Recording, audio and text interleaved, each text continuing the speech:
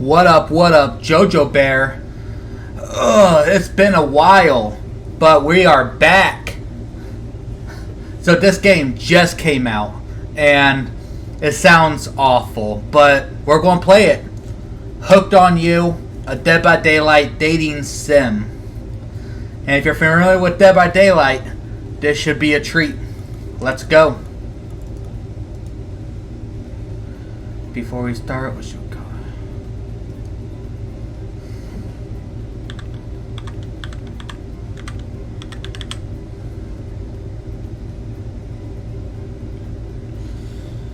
Got caps on. Hold on.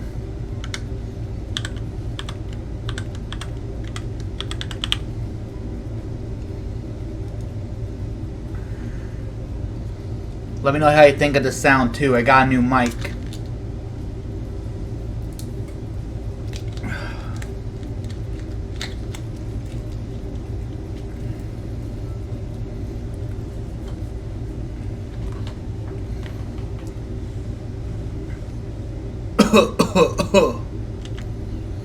You wake up on the beach, soaking wet, salt water stinging the inside of your throat as if you nearly drowned. Water falls from your mouth as you open it to gasp for air. You have no memory or how you got here. In fact, you can only remember your own name, but not where you came from or a single fact about your life. What you do know is that despite the outrageous beauty of the landscape around you, you feel incredibly sick to your stomach. Wow, really went down the wrong pipe, huh? You need a minute or can I go on? Damn. Because I skipped it. An eternity if you catch my drift. Whoa, not now, Ocean. Sorry. JoJoBear, may I continue? Please, go on. Okay then, as I was. As I was saying. You look down at your feet, ankle deep in the crystal blue water of a newly arrived wave. As the water resides back to the ocean, you feel the grotesque discovery. Oh. A decomposing face stares at you from beneath the sand. As you can do is vomit. All you can do is vomit. Ugh, sorry. A stream of dark bile, bugs, worms, and other ick. Question raced through your mind. Where are you? How did you get here? Who is behind this incredibly charming and well-spoken voice in your head? However, answers don't come easy. Your mind is completely blank. What will you do? I guess run. You turn away from the wretched sight and begin to run. But its beach is endless. Despite how far you run, you get nowhere.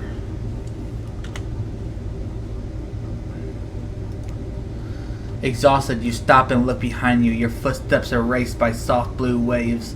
You turn inland, considering your lack of options. You've got no choice but to walk into the brush.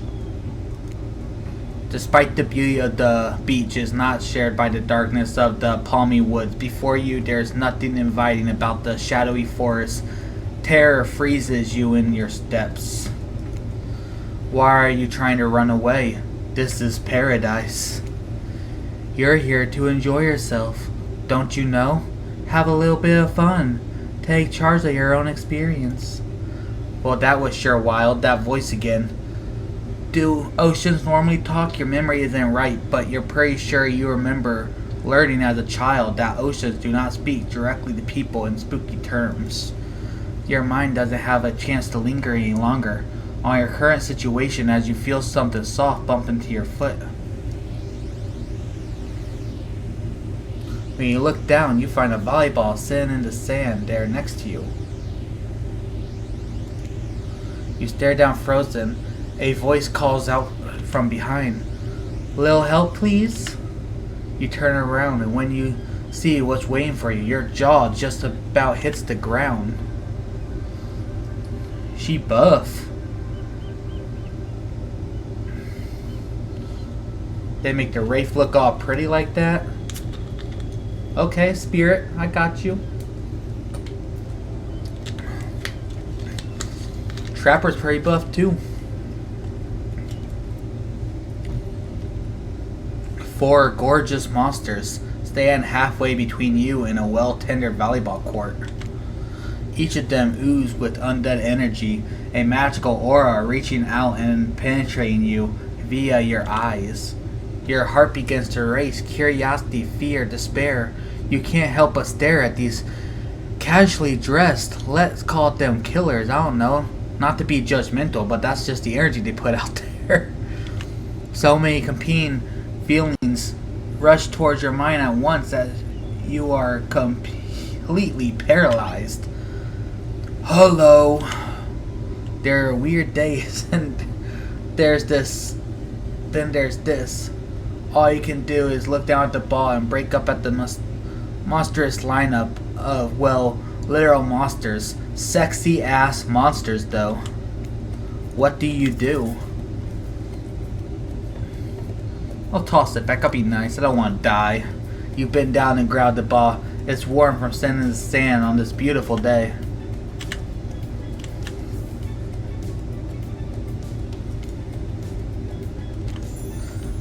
Not bad, stranger. I need to work on my voices. Huntress muscles ripple as she grips it in her hands. You look up at her and down and consider what it might be like to be held tightly in those strong arms.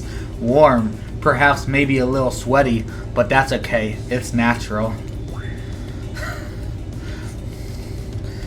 Try hard much? Blat. They're speaking directly to you, but you still can't bring yourself to reply. You're entranced. When you snap out of it, you realize that everyone has gone back to the volleyball court.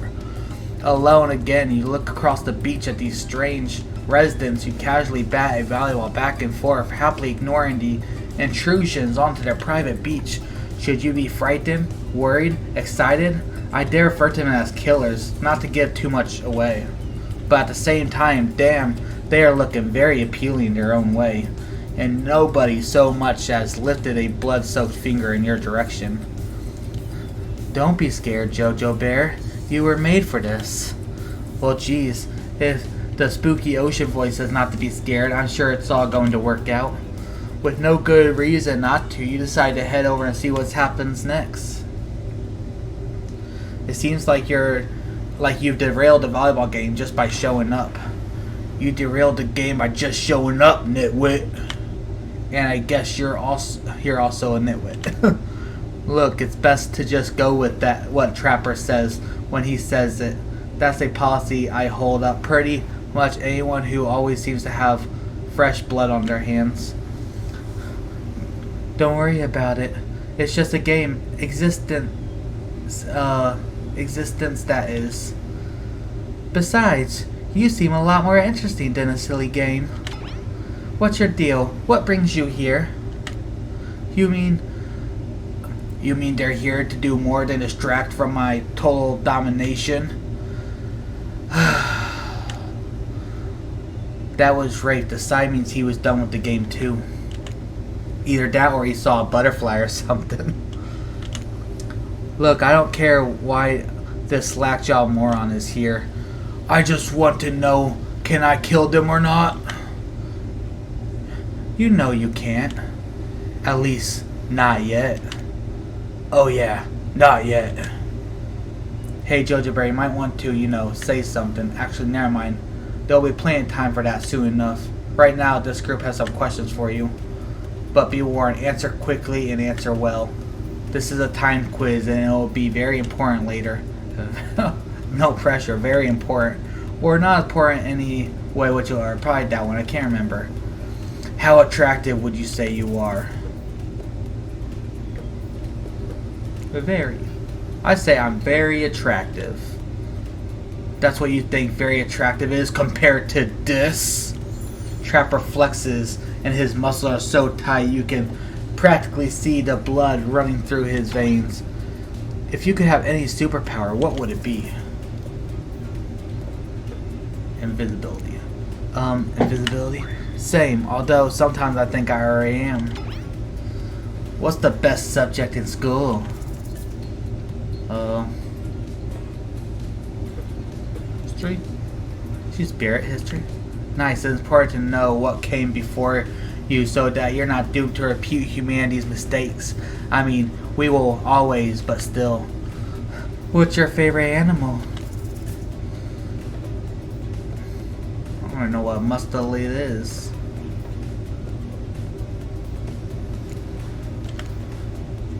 Be honest, you have no idea what mustelid is, and you're hoping that some secret answer that results in a hilarious Easter egg, right?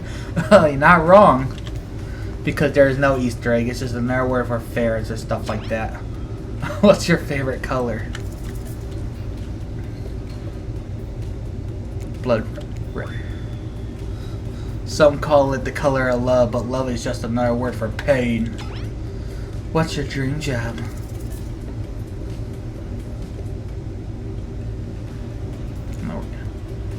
If we get to know what we really want, why work at all? It takes a lot of courage to break free from society's expectations to climb the ladder. Only she could spend laziness in some kind of grand crusade. These damn millennials. Best flavor of ice cream. Chocolate. My favorite flavor is turd. Jeez. Same here.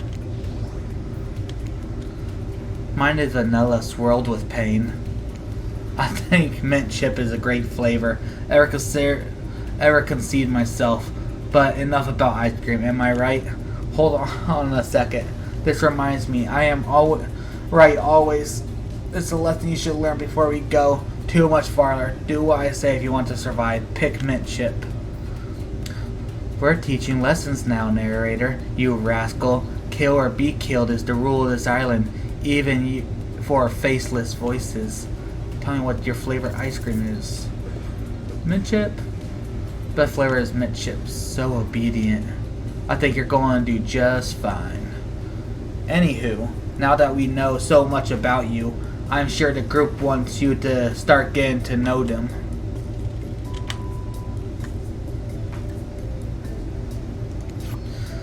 I'm Trapper. I'm pretty much run things around here.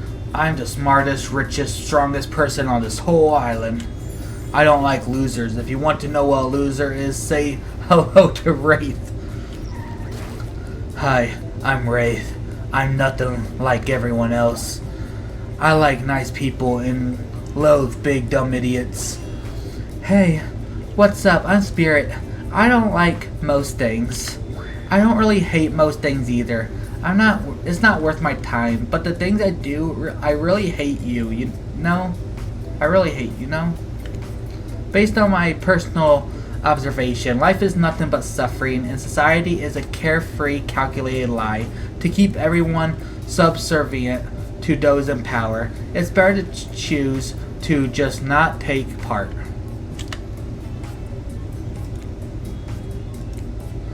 Jeez, it's like she was downright murdered by society. She hates it so much. Oh no, wait, I'm remembering Spirit's story now, and that's almost exactly what happened. Hey, I'm Huntress. Don't let these bummers get you down. There's a lot of fun to be held on this island, alone with lots of love. Yeah, there is, if you know what I mean. Grow up. Grow a body. I've explained this 1,000 times. I'm dead, but not a literal ghost. I just create a trail of fog. I'm not made of it. Whatever, fog body. That's not nice. He's not nice. You love it. Only sometimes. You, really? That's disgusting. That's why she likes it. Don't speak for me. I also hate it. That's speaking entirely, actually. For the first time ever, I agree with Rafe. Let's move on, otherwise they'll do this all day. Besides, if I know the crew, and I do, they'll want to show off soon enough. If we're done playing, let's do something else instead. Wow, for once I actually agree with this meathead. I say we go back to my yacht. It's a massive boat docked nearby. I'll give everyone a taste of true luxury and power. Wraith rolls his eyes. Don't mind him. He just hates fun and happiness. No, I hate the endless, desperate, soul-crushing pursuit of wealth. The way it's flaunted needlessly in the cruelty of engenders. What about hanging out by the pool? I find the water calming, simple, beautiful. Hey, what about our volleyball game? Can we exercise and have some fun as a group? Are you all serious? This is perfectly good lounge to chill out right here. I'm tired, and besides I hate being in the sun. Where do you want to go?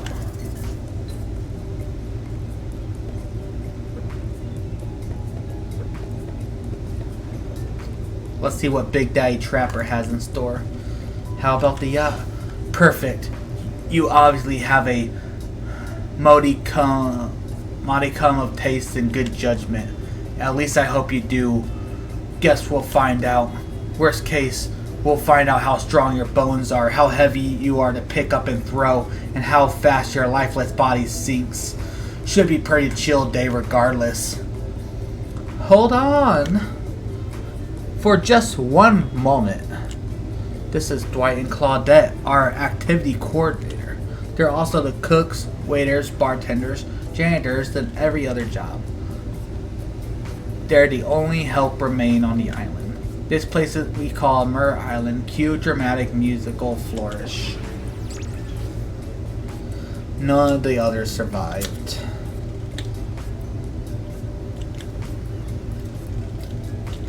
Survived the interview process, I mean. Hence why we should heretofore refer to them as survivors with a capital S. These two have worked hard a long time. So very long. I don't actually know how long it's been. Sorry, anyway, I should probably let Dwight and Claudette do their mandated jobs. They sure look happy, but they're vibrating with a nervous energy that is starting to give me the creeps. We will now escort the group to the venue of your choosing. However, in the future, we recommend waiting for us to prevent you with the options wherever possible. And don't just run off for various activities unsupervised. We don't have much autonomy around here. At least you can do is allow us to do our jobs. The most you could do is help us get off this Dwight. Yes, pardon me. Follow us. Hey, narrator. Yes, something I can help you with? Those two, Claudette and Dwight, did they just start to mention something about wanting to escape? Is escape an option? Should I try to escape? Escape? Them? Oh no, damn it. It seemed like Dwight was asked to help to get off the island though. Oh right, that. Yes, that's true. He was, but he just meant that he wants to get to the other vacation island getaway, a couple miles south of here. It has much fancier accommodations than this island. It's one of those big corporate outfits, quite expensive, where all the famous celebrities hang out. What luxurious, very luxurious. Doesn't quite have the charm this island has though. Trust me, you wouldn't want to go there. With all the money comes a lot of restrictions. This is where you belong. Now, off you go. It's time for the activities. Oh, this island, your decisions matter mostly when I agree with them. Not like the other island. So, what will it be? I said yacht. Let's go there. Trapper is very pleased with your choice. Not to mention, he owns this boat, and not just because he owns this boat either. Clearly, you understand the importance of and appreciating the finer things in life. Unfortunately, though, that means these unclothed heathens are on now on my beautiful boat. I'll make sure to help wash it as soon as they leave. Not exactly a gentle host, but what he said isn't even the worst thing about his comments. It's that he made them in front of everyone else, loudly. They're used to it at this point though, so it's time to get the good stuff eating. As the guest of honor, you get to choose the appetizer. Here's a menu. What do you want to serve?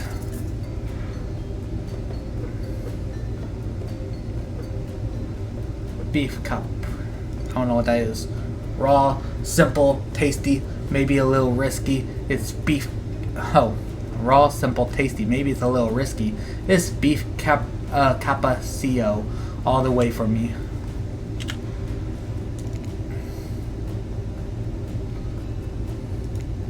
And I am sure a group with such particular taste will all surely love it.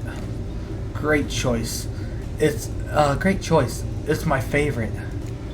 Sometimes it's too cold to start a fire, so you eat what you can, how you can. Gross. Not just meat, but raw meat. Will you be wearing a fur coat throughout the meal too?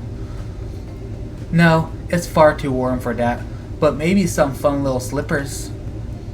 The survivors arrive with trays of food. Everyone stands around and makes conversation. Enjoy. Please, for our sake. They catch Trapper glaring at them for daring to speak directly to you, but Dwight pushes on anyways. Can we get you anything else?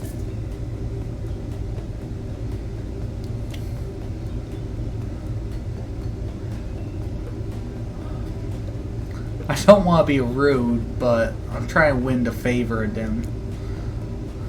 What you can get is lost now. Trapper snickers at your casual abuse of these lowly survivors.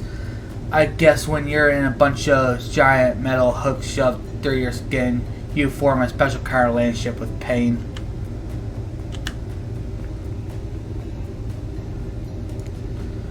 Dwight wipes away a tear. He should have known better than to talk to the likes of you. Now that the help is gone, the killers, killers are a bit harsh. They haven't killed anyone today anyhow. Should we call them suitors or something?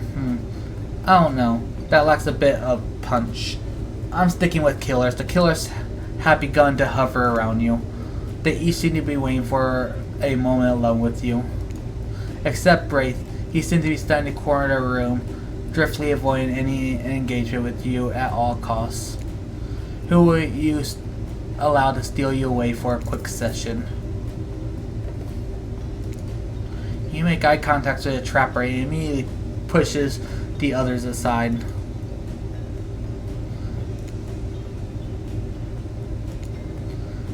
You show how promise as a proactive mate. Therefore, I actually like to get to know you better.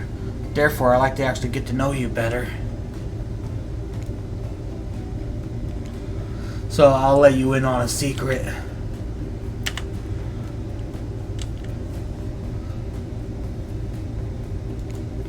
When the time comes, I have a private little getaway here on the island. No one else knows about it. It's to die for. It's the hidden spot where I enjoy all life's many bounties. I want to show it to you. Not because you're worthy of it just yet, though. Mainly because it will piss everyone else off if you chose me. I always like to remind them who's really in charge around here. Alright, that's hard on my throat. Oh yeah, and also the part about getting to know you better. That's important too. I guess. Everyone put down your appetizers. I'm bored on my yacht. That's unacceptable. Declan. Yes, sir. Prepare a libation, something that will impress our new guests. By the look of them, shouldn't take much. Carla, make sure we got both boozy and non-alcoholic versions available. Nobody has to drink if they don't want to. I'm a killer, not an asshole. Declan, Carla, I thought their names were Dwight and Claudette. Who the hell are Dwight and Claudette? Hey, Daryl and Christina. You know those two? Maybe they work on the other island. You, JoJoBear, ready your mouth hole. Well, undoubtedly crass. He does have a point. A minigame is coming up and assess the failure of your quest. May very well depend on your readiness of your mouth hole. meanwhile, consists of two parts. On top, a pointer which rotates in a clockwise direction. On the bottom, a target that you're going to be pointing at. Something the target is immediately visible. Sometimes it's hidden until the pointer arrives. Press the spacebar to stop the pointer while over the target to win. Fail to land on the target and you will lose. To achieve a perfect success, land on the start of the target area, not the end. Are you ready to play, or would you like to repeat that?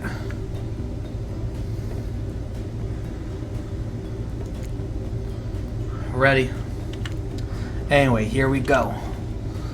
The party never stops. Shots, shots, shots!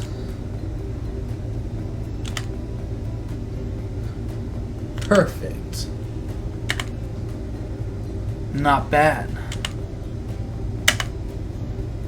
Not bad. Perfect.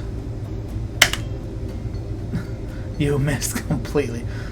The whole automatic thing is ready to take a lot, and I'm already about pouring a bunch of drinks on top, so it's not unexpected that you didn't perform perfectly. Luckily for you, my desire of perfection is only matched by my enjoyment of watching losers fail publicly.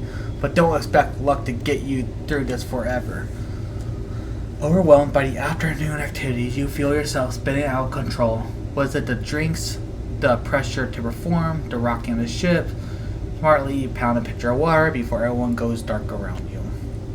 Or it turns out a quick nap was just what you need. When you come to, Dwight and Claudette are somehow already back on shore, waving at the boat. I'm pretty sure that means it's time to head back and leave this yacht behind. What a shame too. Trapper plans to serve live monkey brains as an entree. Seems like the next activity is mealtime. How quaint. You were expecting what? Capture the flag? Do you know how complicated it is to run a game like that? Much more so than sitting and talking. You arrive at the cookout area and find a assortment of picnic tables scattered around you. What were you expecting? Some kind of grand hall with a huge banquet table? This ain't some prestigious fantasy epic like you find it on cable. Dwight and Claudette usher you to your seat, but there is very limited seating directly around you. And oh great, terrific, it seems that everyone wants to sit next to you. Even better is that they don't want to sit next to certain other people either. To start, no one wants to sit next to Trapper. Meanwhile, he refuses to sit next to Rafe or Trickster.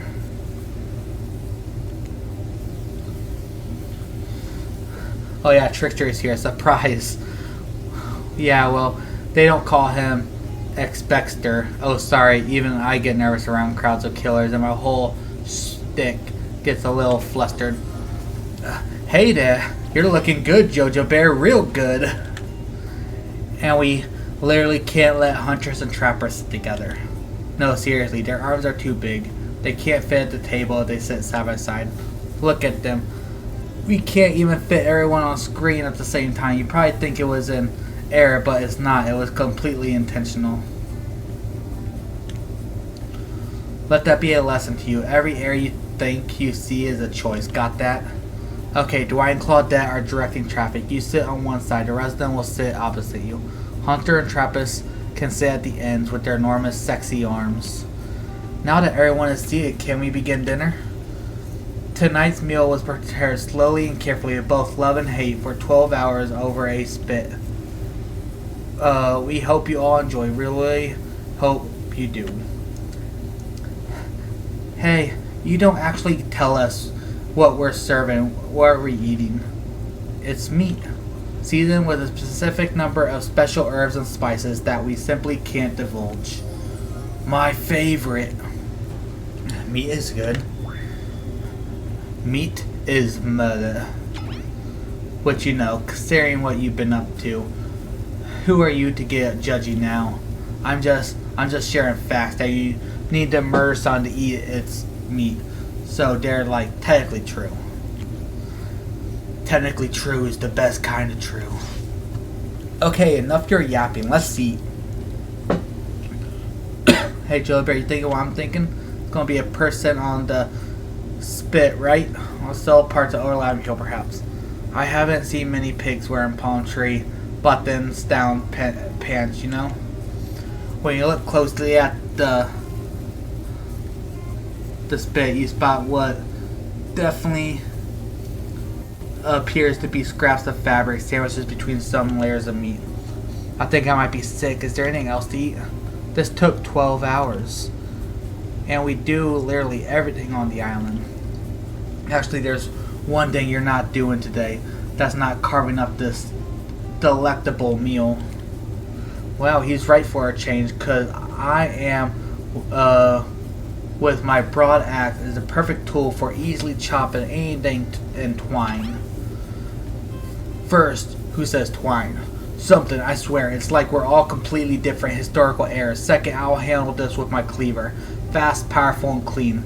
At least it's clean when the meat is cooked, no blood. Ugh. You two and your ridiculous bicep swinging contest. Enough. Grow up. Honestly, my gorgeous katana is the only option.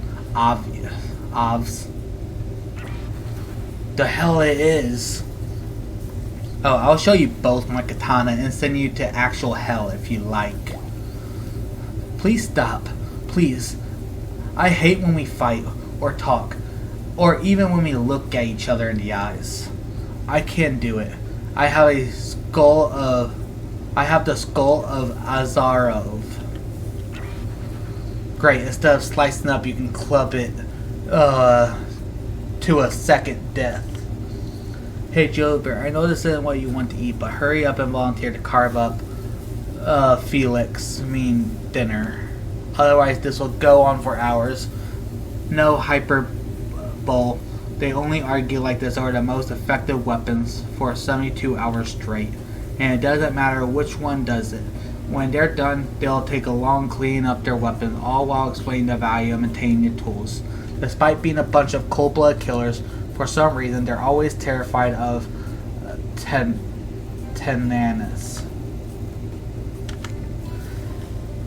Hey, why don't you just let me carve up dinner? Splendid idea. We hate for it to get cold. He hated it when it got cold. Here's the machete, freshly sharpened. Cut of 2 parts. On top a pointer which rotates in the clockwise direction, and on the bottom a turret is going to be pointing at, so the turret will be available. Blah. I read this.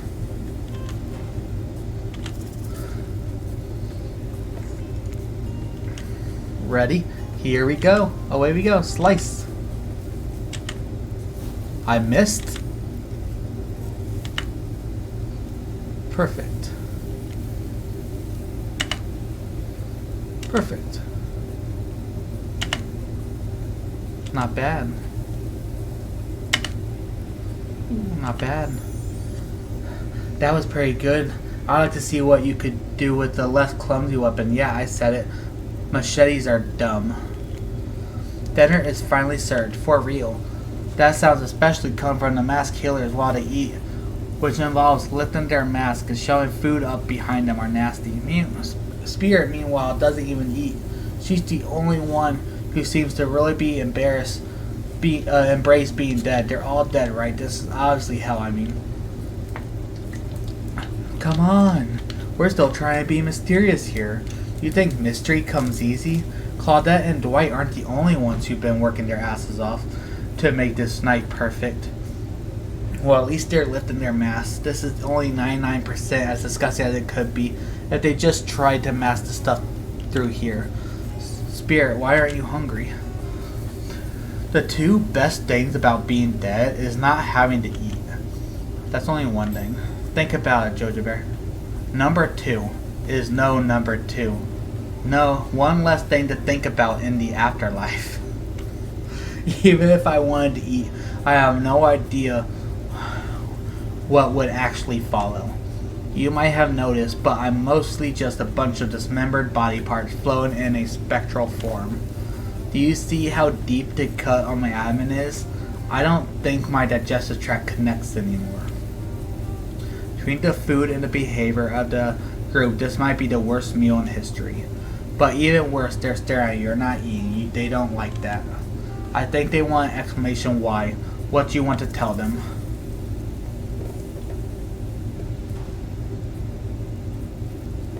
Look at that seagull. Wow, you ever see a seagull that big? I haven't. That incredible. Anyway, what were we talking about? Lame, misdirect.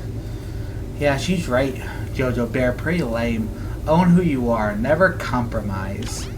Didn't you wash up on the island with no memory of who you are or how you got here? Yeah, you did. Poor thing. You have no idea the last time you ate a real meal. You've been standing in the sun. But the seagull. Oh no, he just made a lot of good points. I swear, you're beginning to feel lightheaded. It waved at me. Maybe you need to eat to survive here.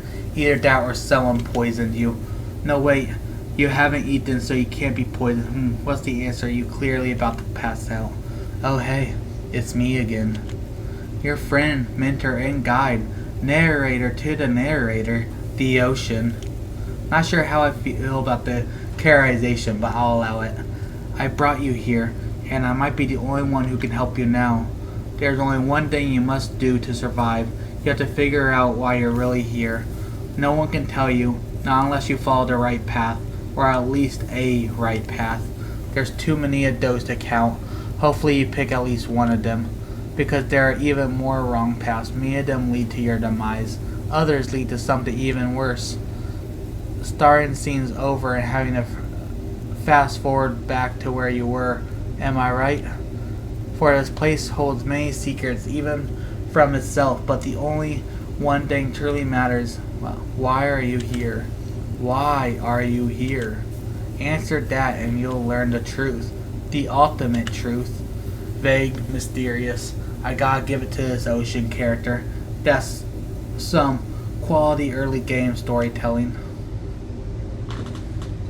You wake up and find a trapper holding your limp body, generally pulling cold water into your mouth. You have me worried there. Passed out like that. I thought maybe you died. That would have been terrible. Nobody dies on this island without me killing them. You hear that? Nobody. Thanks, I guess. Don't mention it. I mean that. Don't mention it. Someone might think I cared for you. That can't happen. I got a reputation to uphold. I'm starting to understand, I think. When you went down, it looked like you hit your head on the edge of the table. If it were me, the tail would have been the one to crack open. I'm sure it really hurt you though.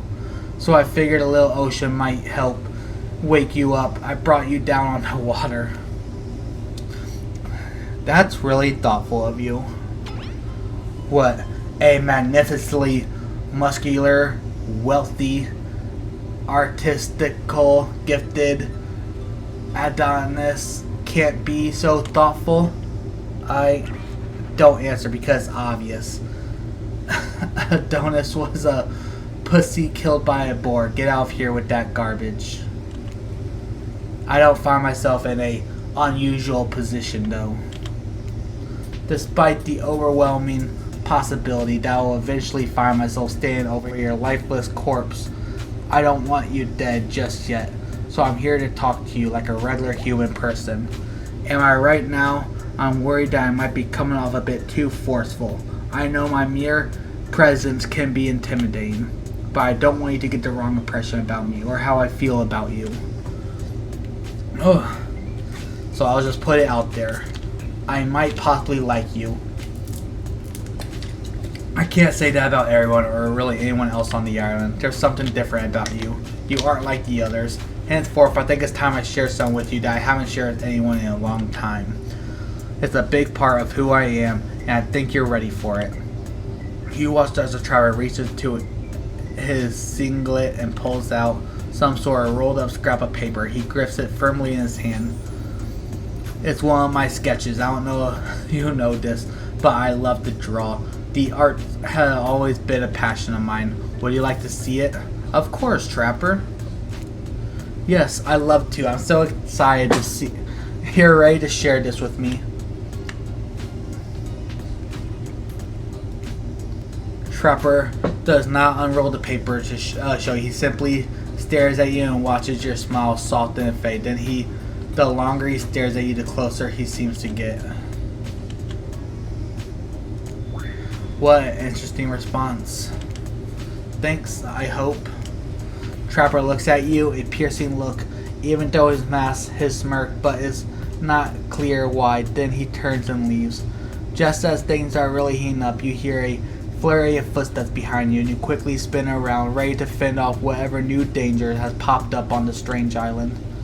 Only to find out that it's Dwight and Claudette sprinting across the beach, clipboard in hand, when they're waving in the air above your head. It's very important that we stick to the itinerary and attend each event as scheduled. Playing sick for cute flirt points is not part of the evening activity. That's strictly slide for the after campfire story time. At this rate, we'll be late. Playing sick? No, no time for excuses. Well, there is, but that's go for what comes after the flirting. Go, go, go, go. Once everyone has gathered at the fire pit, Dwight and Claudette quickly make an announcement.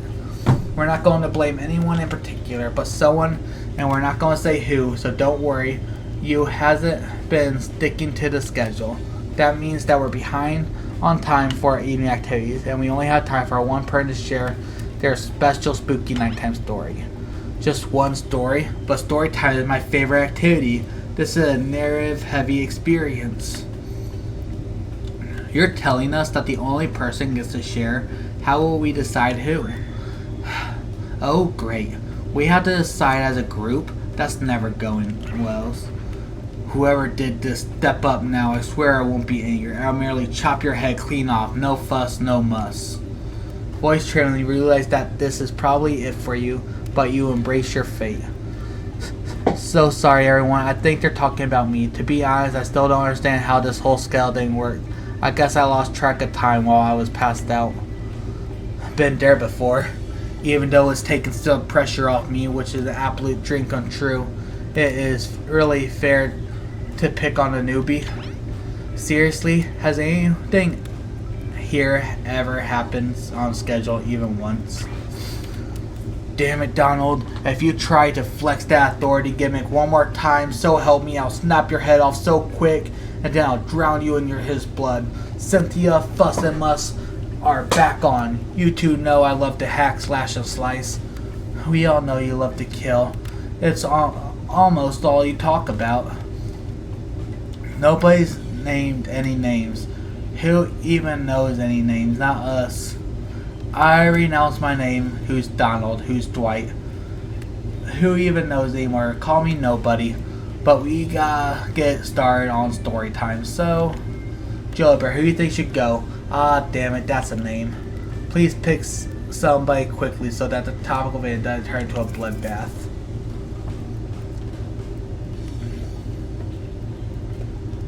Who? I choose you, Trapper.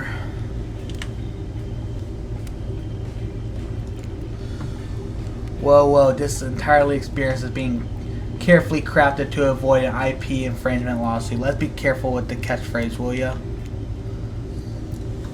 Yes, of course, you want to hear my story. It's a good one, and an old one, too. This is an infamous tale about two young friends from my hometown. Best buds who did everything and anything together. Fish, hunt, fight, skip rocks, climb the tallest trees, climb the highest peaks. The most dangerous something was, the more they wanted to do it.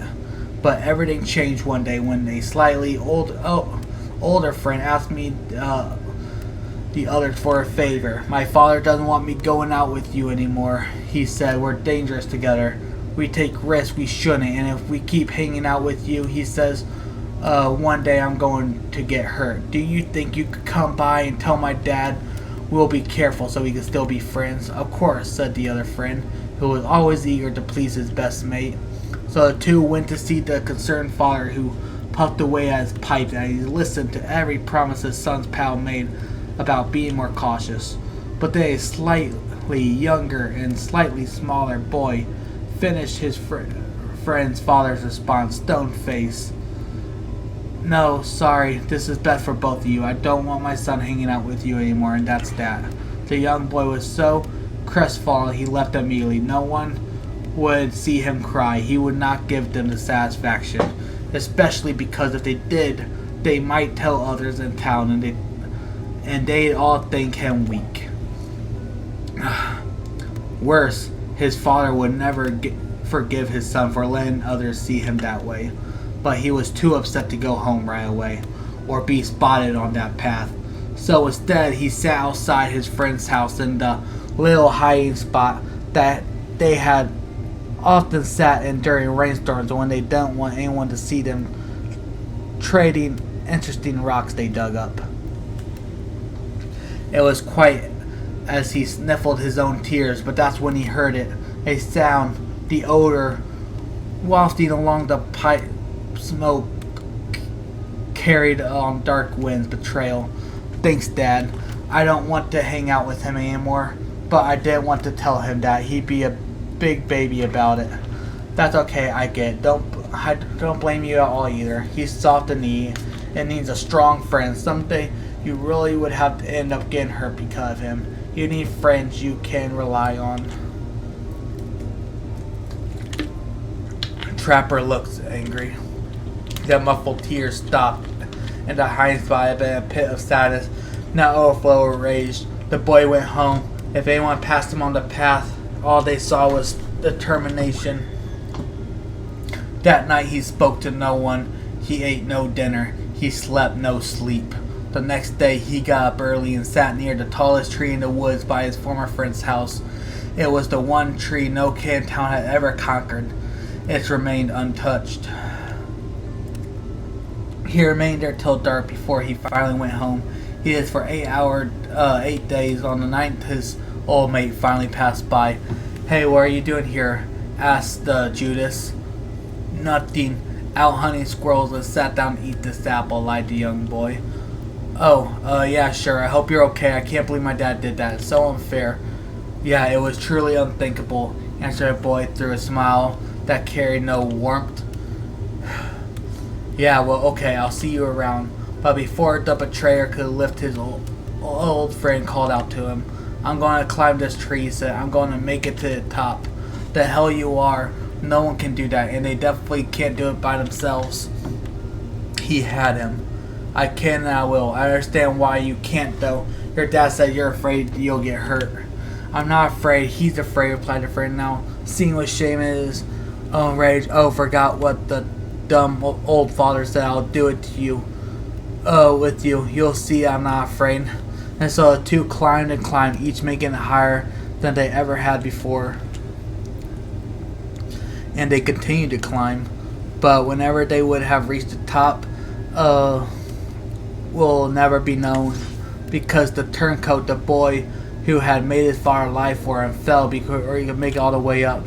Some say it was no accident, that his old chum pushed him.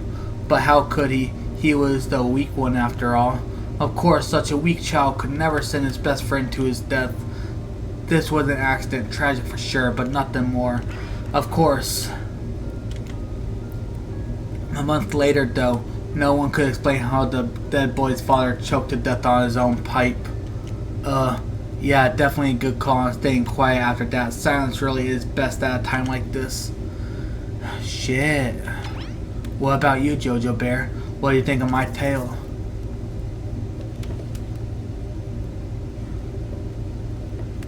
Now that's a story. Yes, it is.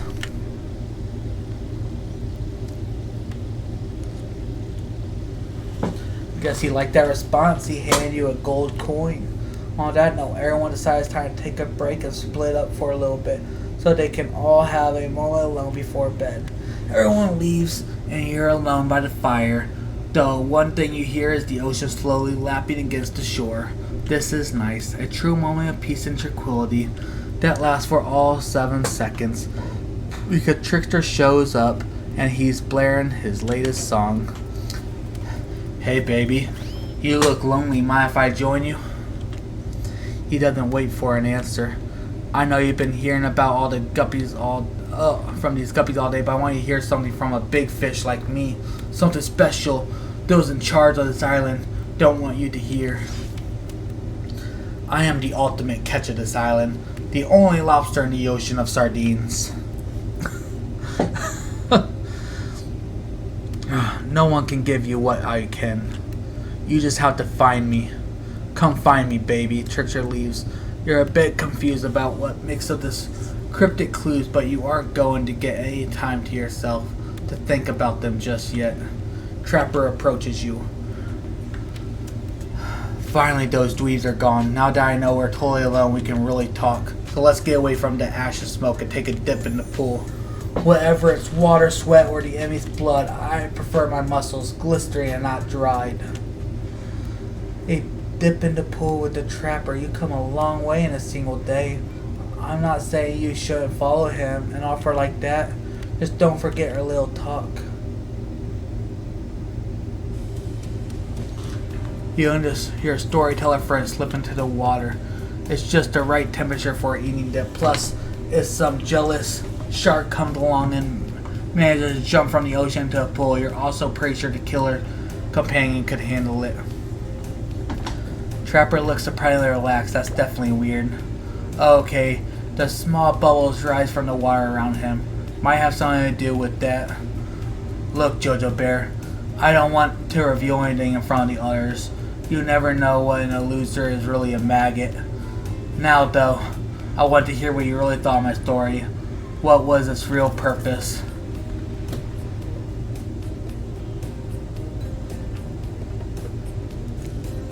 To scare everyone and establish dominance. Interesting answer. Trapper stared at you for way too long. He looks like he's looking to your soul, but he says nothing. While he's staring, he stares for such a long time it becomes quite romantic, and then as it keeps going on, it's become downright horrifying. A chill runs down your spine. Finally, Dwight and Claudette show up and say everyone is conserving at the fire pit. How dare you interrupt me? I mean us. No, wait, me. I meant me. Trapper throws his cleaver at Dwight and Claudette's feet. Where the hell was he even hiding his cleaver? More importantly, what do you think of his little cleaver toss? I'll laugh. You see how scared they both look.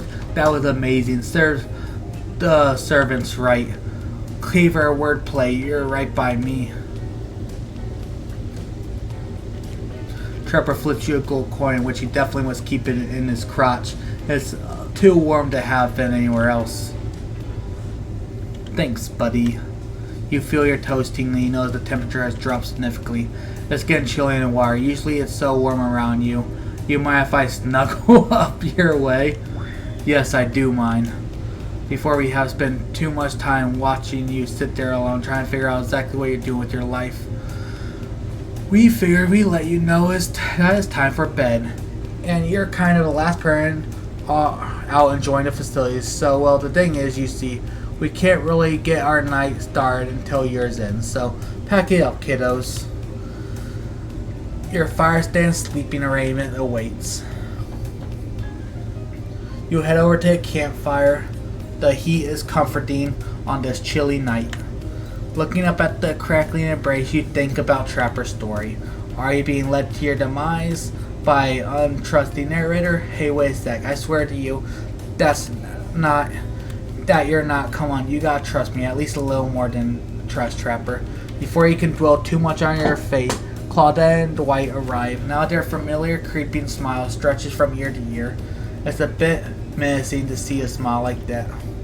We must apologize for the accommodations. We weren't prepared for our guests, but we are going to make you comfortable or die trying. They hand over a pillow and blanket and welcome you to snuggle by the fire. Perhaps some music will put you at ease. Just try to keep the volume to a minimum. Our other guests aren't the types you want to rob of their beauty sleep. Again, because of 2 parts. Perfect for the less coordinated because there's no winning or losing. That's your result. So it doesn't stop when you want to. But a lot of them play as know if you don't tell them. Maybe I'll like repeat that. Ready. Ready.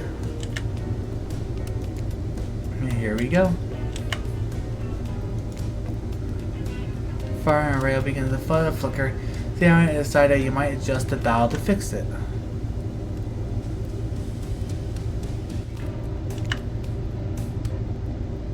Let's see what the station is.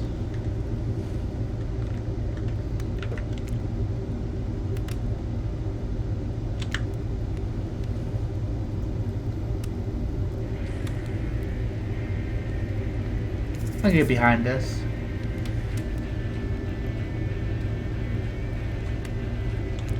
Don't want to be copyrighted though. No matter how many times you lend to, you still can't sleep. You decide to ask one of the killers to spend a little more time with you until you're a sleeper.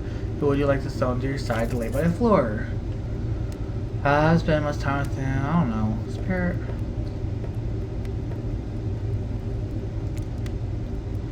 Spirit, are you around? I was wondering if I could get a little company.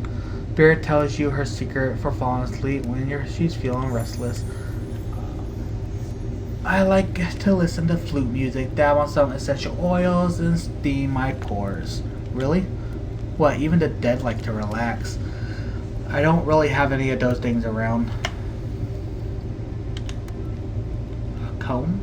Spirit reaches out and presents you with a unique item. It's a small comb carved from bamboo. I guess you can hold on to this. It was a gift from my mother. I will want it back though, so if you lose it, well, you'll get your revenge on me.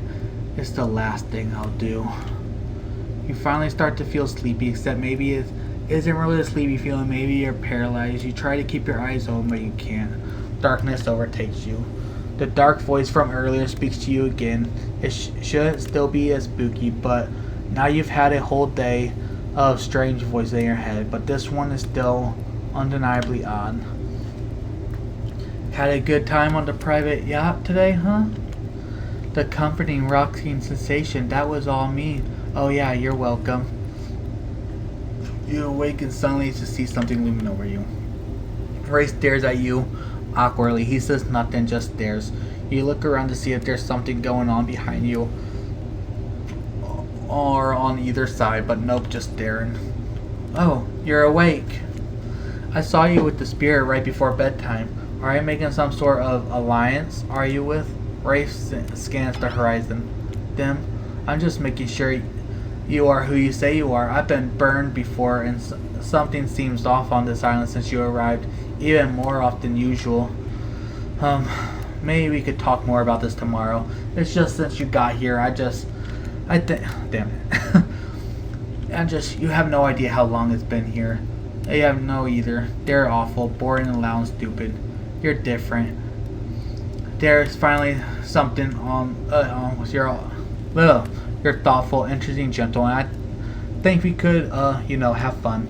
I could show you some cool stuff if you want. If you don't, that's totally cool. I get it. No pressure. In fact, probably just forget I was here. Good night. Finally alone, for real this time, maybe. You drift off to sleep again. Hopefully, you're not poisoned.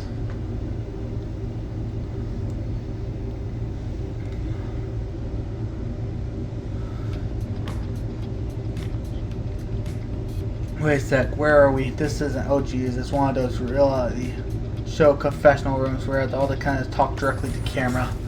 I think today really went well. These were some of my first interactions with someone who isn't a parent, that didn't end in bloodshed or ultimately perishing by my Russian cottage. So I'm counting today as a win, no matter what happens. What do you think of the newcomer? Do I have to say? Oh, I do? Okay, attractive, mysterious. Thank you, Huntress. I really don't know that many other words since I was raised by my mom in the woods until she was skewed by an elk and I had to wash her entrails off my... I need to stop touching this keyboard. I don't know who this newcomer will want to spend time with tomorrow, but I for one will not let my guard down easily. Who knows about the others? Wraith, I think, knows more than he's laying on about this place, but he's a hard nut to crack. Ugh. My voices are starting to fade, my throat's hurting. Meanwhile, Spirit is just screaming all the time. Major buzzkill. Trapper, oof, where do I even begin with the Trapper? He's buff, sure, but daddy issues much? Sheesh. Look, I don't need anyone. He's been perfectly fine on my own since my mother died. I eat a fine diet of raw deer, beer, a bear, and human, and I'm fit as a fiddle. That being said, something about the new car makes me think that I might be missing out on some huge parts of this thing called life. If I'm being honest, I want to just kill just about every person I meet with the minute I meet them. Even the few people I can tolerate, I want to see suffering for a long time before I kill them. But this person, for some reason, I would like them to continue living for now. One false step and, haha, well, you know, someone calls me the Trapper for a reason, they better call me Trapper. I swear if I watch this later and you list me as Evan, I'm going to kill the Chiron guy. I don't really care. This island is full of people who don't really like me. So what's one more? I don't want to get distracted from my plan anyway. You know, I think I learned a lot about myself today. I always thought I was doomed to be alone for eternity. Only my creeping desire for revenge to keep me company. Now I know it.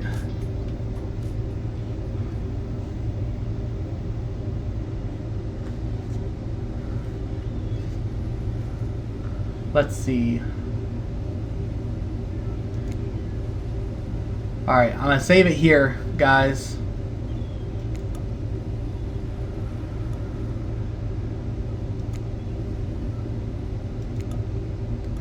Always gotta make sure you double save. Might even make a new save file, just in case.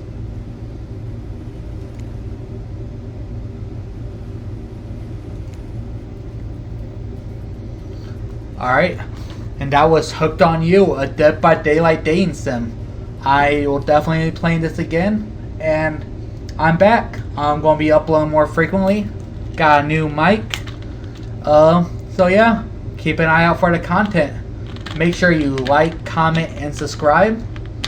Follow me on Facebook.